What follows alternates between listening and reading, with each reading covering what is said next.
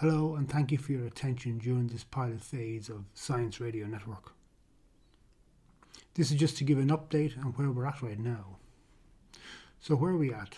So I should say that up to now we have broadcast a blend of normal voice and pre-coded voice recordings.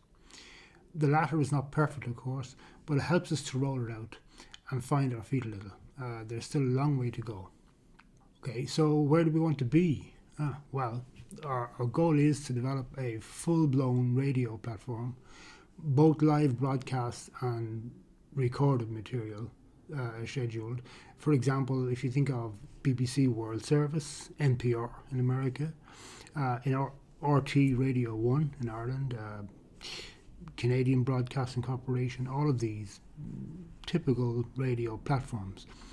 So therefore we produce talk radio and a listening community and all that goes with it. But in our case, it's for science and technology. Okay, that means you have the radio broadcast itself and the community that listens. In the end, it's all about the people that listen, which is pretty much the definition of radio. This takes supporting staff of all kinds, admin, recording, and to grow a network of contributors. So I think moving forward, we will initially have a core group of people. Now, these contributors might submit audio segments or indeed written contributions. But there are other kinds of tasks that need to be done, like research, fact-checking, correspondence, organising, scheduling, and so forth. Anything you would get with a real, full-blown radio platform. It turns out as complicated as anything as you can imagine, and we learn by doing. So why not a more structured approach to organising a radio station? Right, well, the simple answer is money. We're all in favour of a structured approach as and when money and resources arrive. Even with huge funding up front, there is still an organic, slightly unpredictable aspect about it. Otherwise, it would not be radio, frankly. So speaking just for myself, I've such a romantic and complicated image of radio that the best way to convey it to you is to actually go ahead and set up a radio station such as this. Actions always speak louder than words. Nonetheless, words are indeed the stuff of railways, okay? I get that. Next question, in the context of science and technology, what types of programming might we be expecting? Well, any format we can imagine on General Talk Radio, we will have on SRN. Here are some examples of what to expect. For example, live direct chat like this right now, monologue or whatever you want to call it. Documentaries, of course, can be highly varied. These can give insights to past, present and future. Some programs will even include all three, from history to science fiction, even dramatizations. We already had a dramatization, in fact, on the one on Nikola Tesla. Then you could have Skype and Zoom calls recorded with somebody, speaking about to an expert or a scientist or anybody. And it could be any kind of chat or anything else. Group chats, of course, as well. Meetings, live event coverage. That's another thing. These are like, for example, technology trade shows and so on. Regular bulletins in time for science and tech news. Okay, this can be possible as well, and that might be sourced from other organizations. There are a lot of possibilities there. Then you have radio series, just like you have on normal talk radio. For example, the Raspberry Pi series, I've already done one edition.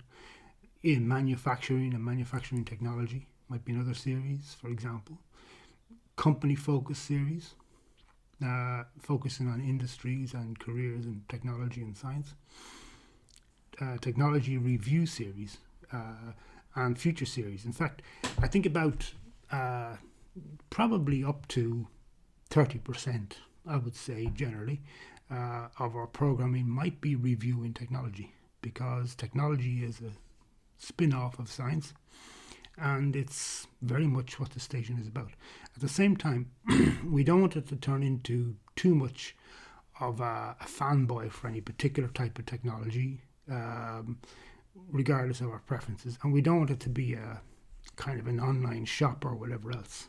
So we want to stop short. But at the same time, it's fair that we review interesting technology and current and all kinds of things.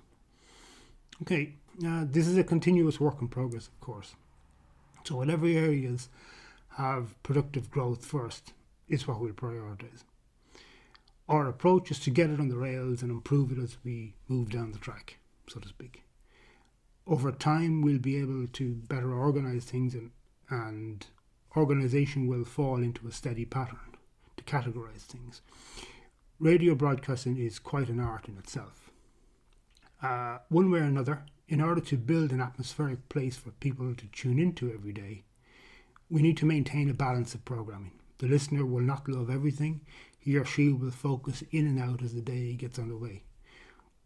We have all had the experience of a voice over the airways to put us in touch with the world on a day-to-day basis and keep us company. Traditionally, we had it in a national perspective, morning to night.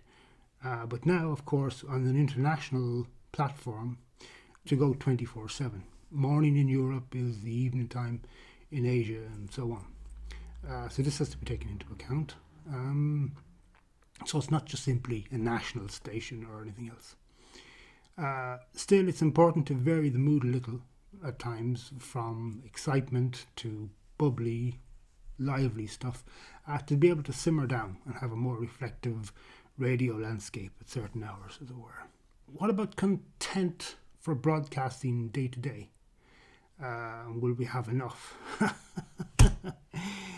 Are you kidding? Have enough? Seriously. The heritage of storytelling for science is enormous. Remember, our entire civilization is based on it. The day we run out of things to say in science and technology will be the day our civilization will no longer be, heaven forbid. Just take one good hobby or interest, for example. Let's say, music equipment and audio equipment, for example, or audio production, or maybe aviation, or anything, whatever you have yourself. For the consummate participant in any of these areas, there tends to be to have the hobby for life, or at least a good part of their lives.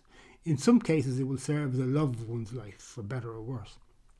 When we begin to think of the scale of this, we soon wonder whether there is something amiss in society, maybe some imbalance. Some people argue there is something amiss in society, but that gives way to another topic for another day. And then there is all the up-to-date stuff with trends and technology, let alone the history and sci-fi projects for the future. Dare I mention the environment and preservation of our precious world, the only home we've ever known so far. And we should look to cover all these aspects. So no, we'll never be done talking about science and technology. Absolutely, make no mistake. Talk about copyright issues. Okay, good question. We eventually want to have our own production of content, both in-house and external contributors. Getting there is a long haul, of course. Right now in 2020, we're very much in pilot mode with a mix of everything repeated 24/7, and surely we will be that way for some time as we look to snowball and round out the schedule. So it'll gather more variety, and at some point it will be structured and more orderly, of course. So it comes with time. So on that note, we're looking to pull the occasional radio stream, or I should say, audio stream from other sources some of the time, perhaps a few minutes of broadcast here and there. So it won't all be done by us initially, but it'll be done by agreement and consent from other sources, and not more than 15 minutes from any one source, I think. This is just to help us on our feet, and you will hear those mechanical voice announcements at the top of the segment and so on. So we hope to be able to phase out that generally. So if anybody, for example, has a relevant YouTube channel that they would not mind us pulling a few minutes that they want to contribute for audio, for rebroadcasting, we'd greatly appreciate the leg up, that's all. And we'd be happy to give you a mention at the top of the segment, of course. Happy to give you a plug. Fortunately, at this time in 2020, we're not in a position to pay you for it. They will be able to do so in the future.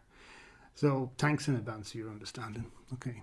So what about music content? Next question. Yeah. Okay, good question. So being a talk radio station, we'll not be playing music and spinning out hits. So the normal fee for DRM, that's digital rights management, to be able to play music on air and so on, does not really apply. However, we will in due course be looking for relevant DRM fees to allow us to include musical excerpts in documentaries, a few seconds here and a few seconds there, like some of what you may have heard. This makes for more atmospheric listening, and that has to be that DRM thing has to be kind of negotiated for a price as we expand with listenership. So it's not a simple equation, but we will endeavour to try and have it, to keep it, yes. So it's a discretionary matter, the fees on that. So, it's something we have to work for. So eventually there is the option of employing someone to maintain a library of DRM free sounds and music. And I actually have some very attractive ideas for such internal music production. Maybe I'll do a special segment on that. Okay. Is there anything else on your radar apart from science and tech? Yeah, anytime we should not necessarily do any time allocated for stuff like that.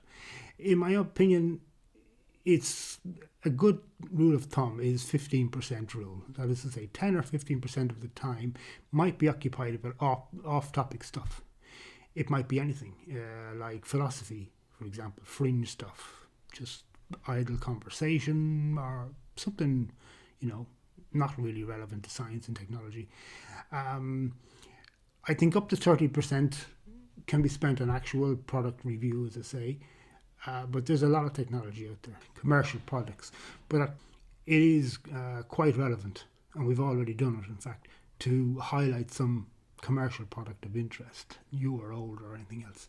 There's something else as well. During that 15%, of 10 or 15% of the time when we do go off topic, one of the things that could be done, for example, is interesting book reading, like a biography of somebody, of a famous scientist or something like that.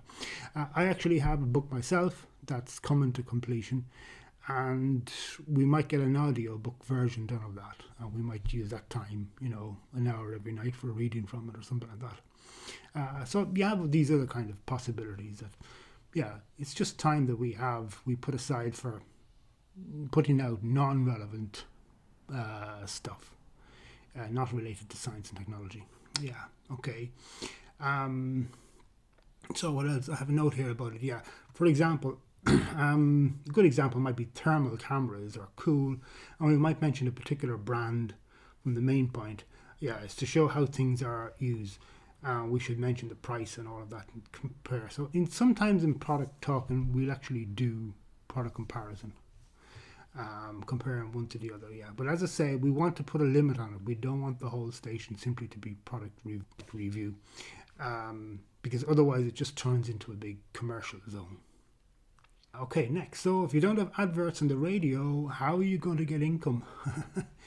Right. So I've learned through the years that commercial adverts kill good talk radio. That's my opinion, and I'm sticking to it.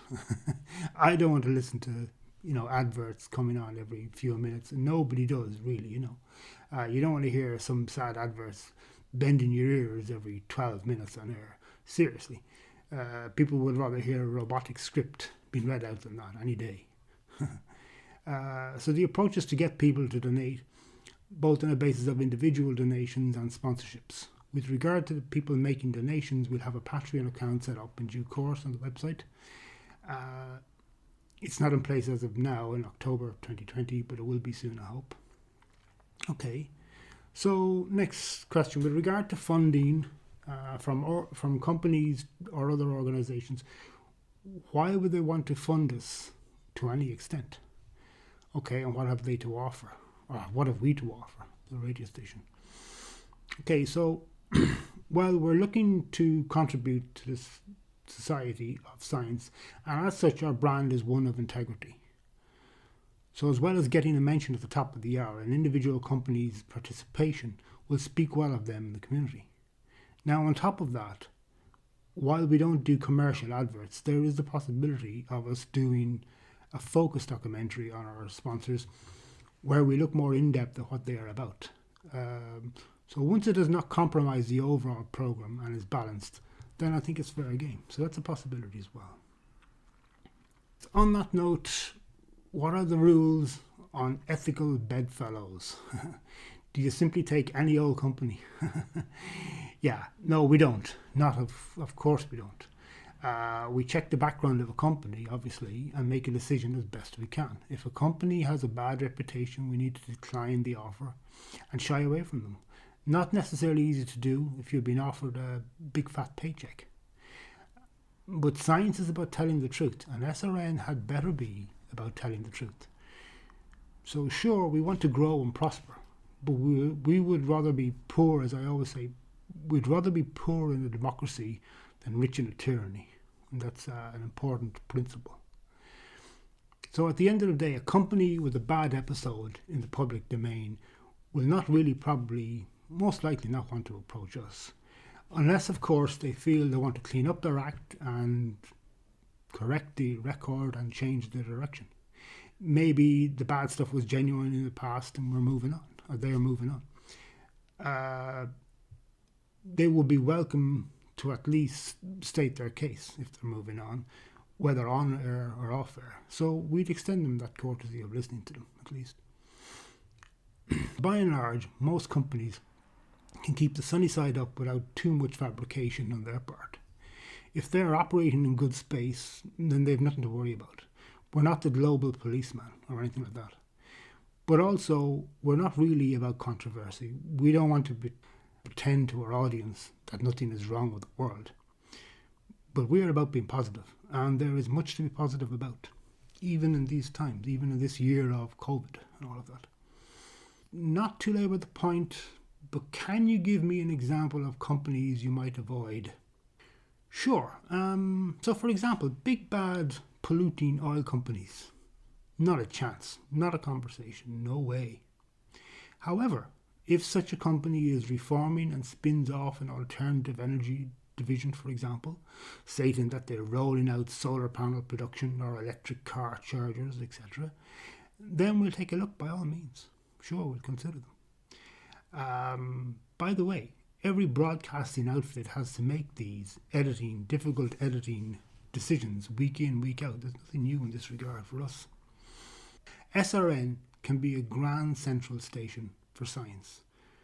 No doubt the corridors are empty now, but a lot of life can pass this way. Okay, thanks for listening. Talk to you soon.